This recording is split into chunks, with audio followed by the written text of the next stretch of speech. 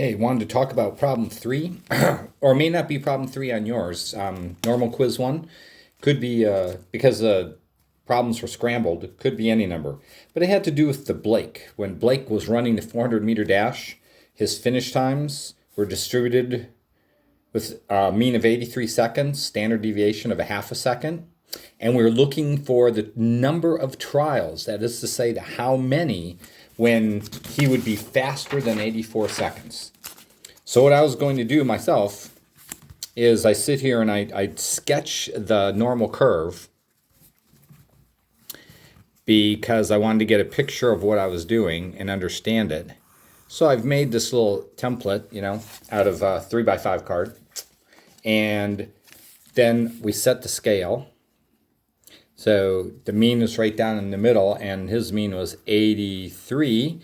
And then we have to set a scale and mark in 3 standard deviations on either side.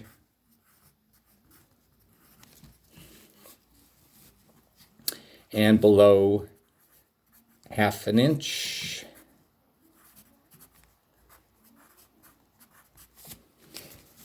And what they wanted to know is that how many of the trials would he be faster than 84? So the first thing I want to do is mark where 84 would be, right there.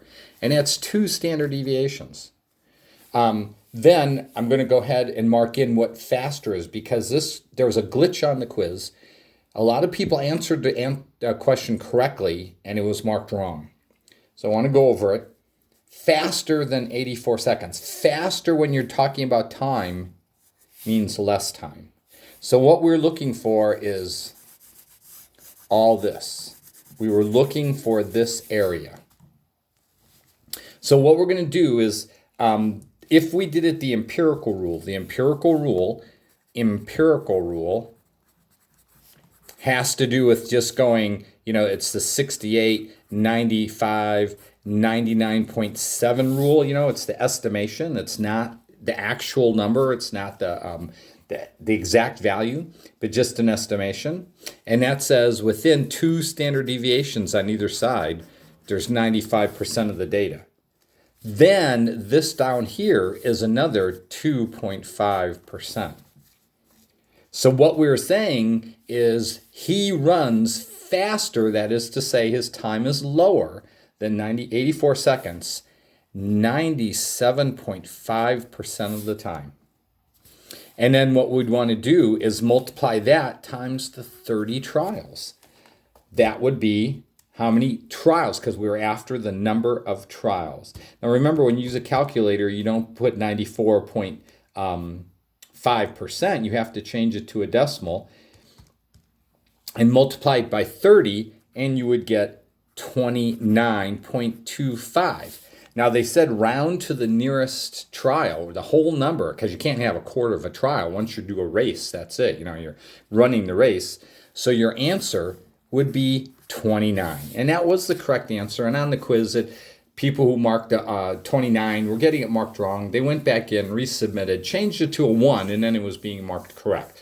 So I know that. I understand the glitch, and I'm going in and changing all the quizzes. But that was the empirical rule.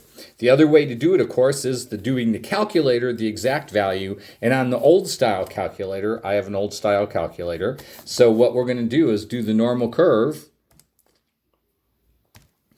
normal CDF, and then we'll get an exact value. So what I'm going to do is do the normal CDF, and my numbers I'm going to put in is normal CDF, and you put the lower bound first, the lower bound. On the calculator, on the Chromebook, it asks you to put in the values separately. So you put in the lower bound, the upper bound, lower bound, upper bound, we're looking for 84, the upper bound, put in the mean and the standard deviation, and see what that equals.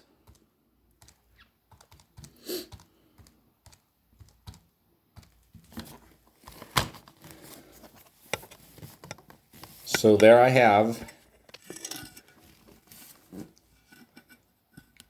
got it entered, and then we'll see what that equals.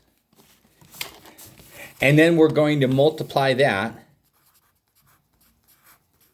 4 decimal places times the 30 trials. And again, it comes out to 29 point, rounding it to 1 decimal place. That is how you were supposed to do the Blake question about the 400-meter dash. And the correct answer is, yes, 29 trials, not the one that the quiz was asking for.